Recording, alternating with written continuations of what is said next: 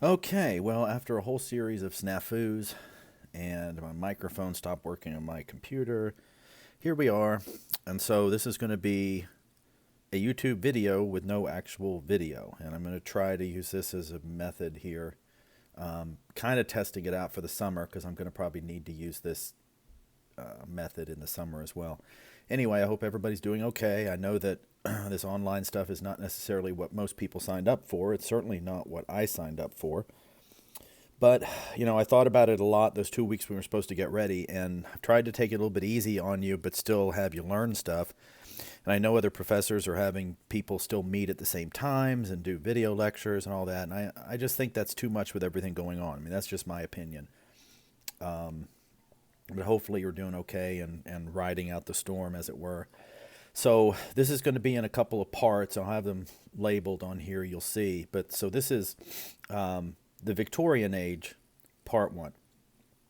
Now, I wanted to actually give this lecture because we need to take a look at the late 19th century in Europe and in the U.S. to some extent as well. So this is late 1800s, and it's a period that we often call the Victorian Age. It's called that after Queen Victoria of England, who rules pretty much forever. She rules 1837 to 1901. And what's important about this period, and why I actually wanted to do this lecture myself, is it's a period dominated by the middle class. And so after all semester me saying, no, we don't have a middle class yet, here's the upper class, the lower class, we finally have a middle class. It's their values and their lifestyle that becomes dominant. Now, here's the thing that's a little bit tricky about the middle class.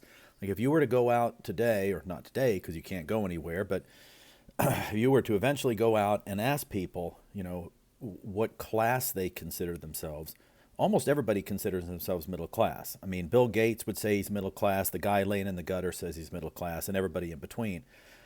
And, the thing that's interesting about the middle class that makes it a little bit tricky too is that then and now, the middle class is not by any means a unified group.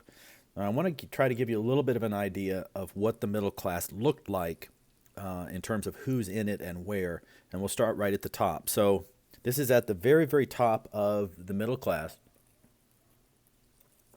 We call that the upper middle class. And very, very top layer are those industrial barons.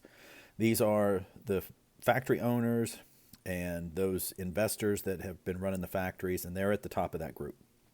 Right below them, we have people like the prime minister and the president. Below them are the cabinets of each of those, entities. Below them, we have, bankers and slightly less wealthy financiers, business owners who are not necessarily the main big business owners. Below them, we have professionals like doctors and lawyers and once upon a time college professors. Below them, we're starting to get into government workers, and they're kind of scattered throughout the whole thing. Below them would be, business owners and some of the larger small business owners. Below them, we're getting into people like teachers, and nurses as well. Below them, we have support staff, clerical staff like secretaries, receptionists, and people like that, office staff. Traditionally, most of them were actually still men. So if you had gone somewhere to see the secretary in 1880, it's probably a guy. And of course today, yeah, you can say, oh, it's sexist or whatever. But for the most part, when people think of a receptionist today, they're probably thinking of a woman. But that wasn't the case back then. Below them, and right at the bottom of the middle class, were the factory foremen. So these are the guys that are the supervisors of the workers. They're in the factories working right next to them, but they're the supervisor. They don't necessarily make any more money than the workers, maybe a little bit. But the fact that they are the supervisors, the foremen, bumps them into the middle class. Now, scattered throughout the middle class, if you think about a lawyer, I said they're kind of upper middle class. Well, a big-time trial lawyer or civil lawyer is going to be at a different status point than some small-town lawyer out in the middle of nowhere. And same thing with the government workers. They're scattered throughout. Business owners laid out, according to the size of the company and the income and all that sort of thing. The guy that pushes the hot dog cart probably doesn't make any more than the worker, but he owns his cart, so he's a small business owner.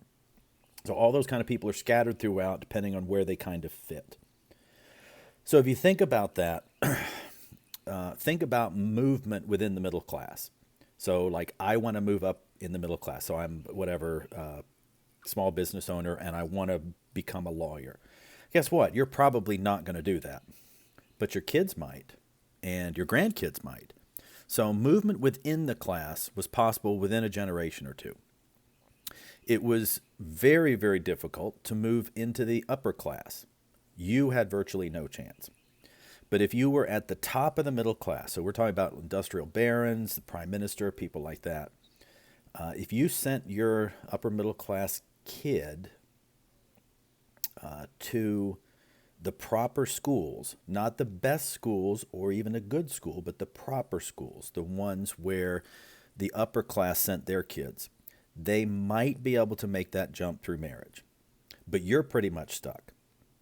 All right, so think about that group that we laid out a second ago, all the way from industrial barons at the top, all the way down to the factory foreman at the bottom.